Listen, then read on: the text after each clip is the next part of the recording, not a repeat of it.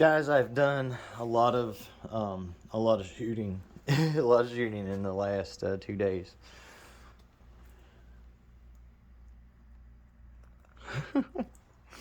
So, all right, I'm gonna edit in some videos, but here's basically the conclusion of what I got. All right.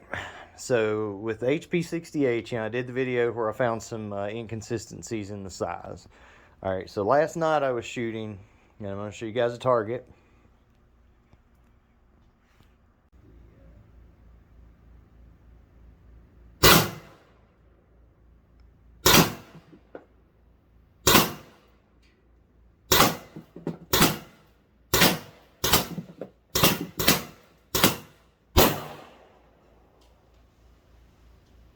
Okay, those were V2 jewel rounds, okay?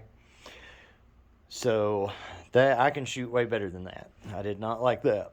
But did you notice how that it was hitting like 2 in one bullet hole in the high left, and then there's like several hitting in the exact same spot in the low left? Okay. That is something going on ballistically that you might not be thinking about, and I want to kind of tell you guys about it. So I know I've had some conversations with people about the HP68s and different stuff like that or whatever, and people will be like, well, you know, if they're a little bit bigger, yeah, it messes with the velocity, that's why they hit a different place or whatever. There's actually something else going on too when they're not the exact right size. There's something else going on. So it's something that firearm guys don't really have to worry about, but the less lethal guys, I don't know if people are really thinking about this or not, but so, you know, some of us use rifle barrels. I use both, okay? But here's the thing. If you've got rifling in a barrel, that rifling only works if it's engaged.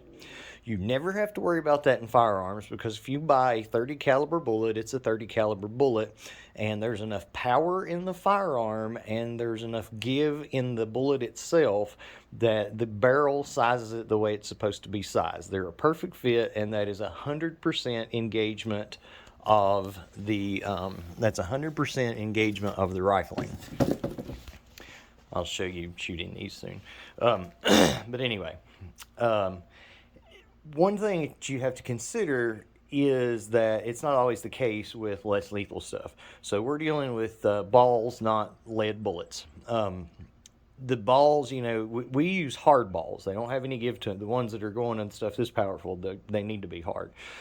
The rubber ones don't feed right, so it's not really an option in something this powerful. So anyway, if it was, this would be different, because those would actually pretty much, you know, solve it if you could do that. But here's the thing. When you're dealing with something like the HP68s or the V2 jewels that are really, really, really hard, when you have some that are a little bigger than others, you've got, number one, some that are not engaging the rifling at all. You've got some that are engaging the rifling perfectly, and you've got some that are engaging the rifling too much, and you're dealing with a lot of friction because basically they're going through a barrel that they shouldn't be going through. All right, but you still get a lot of twist on it because the rifling is mega engaged. And that's like when you saw the one that did the big spiral curve. So it come out of the barrel when I was shooting on one of the other videos. It come out of the barrel, and it was basically massive spin with low power because it was almost stopped by the barrel coming out. So you get this big curve. So what happens when you're shooting something and you see like stuff hitting in two different places consistently, the ones that are a little big are engaging the rifling, the ones that are not, and when the bullet has spin versus no spin, it's going to hit in two different places. So therefore, a unrifled barrel is a little more forgiving if you're not going to check the size of your ammo. Now, you're going to see, though, because I thought this was probably what was going on with the HP68s completely, you're going to see that apparently that's not the case, because I also sized HP68s and shot them, and didn't get much better. Now the bullseye ones are from something else. You'll see. Anyway, all right. Here is, first of all, the target of the Jewel V2s last night that were unsized, where you can see them hitting in 2 different places kind of consistently and then a little everywhere.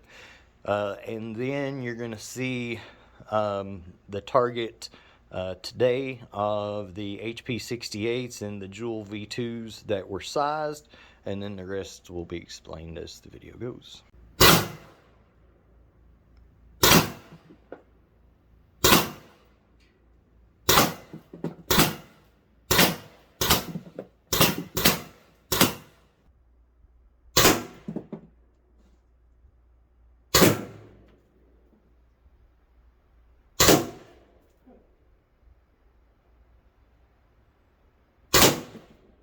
Okay, that theory shot. All those were the same size. Here's the Jewel V2.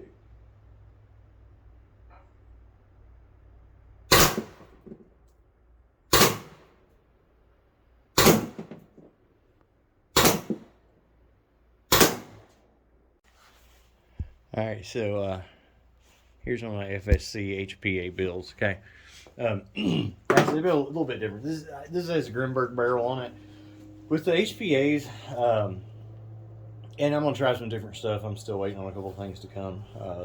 UPS has not dropped anything here in days, and it is killing me. Like, it's like there is a, we keep getting delayed because of the weather, and I've got a lot of stuff.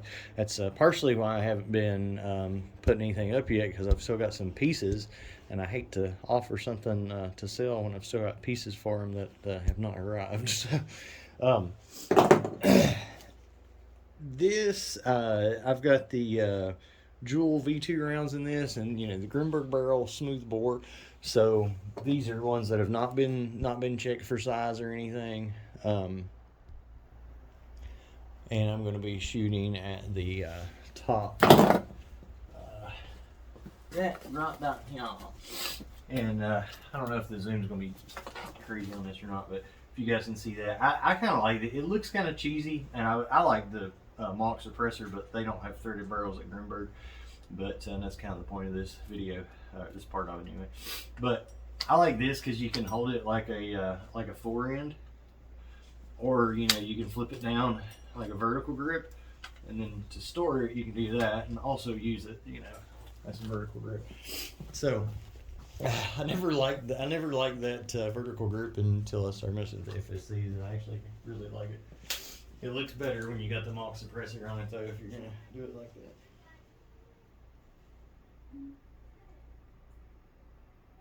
All right, here we go.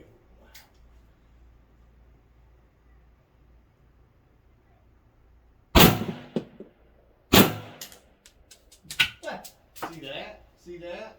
Look at that. Just blew all them holes at one time. Alright. Beast mode. Alright, so I'm going to shoot at the only little orange stick-on thing left there that doesn't have holes on it.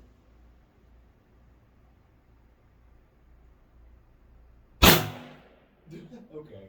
Well, alright, I'm going to shoot the bottom crosshairs. Right there, those, right there. Those that I put a hole right through it. There, where I put the other hole right through it. There you go. That didn't have anything in that last one.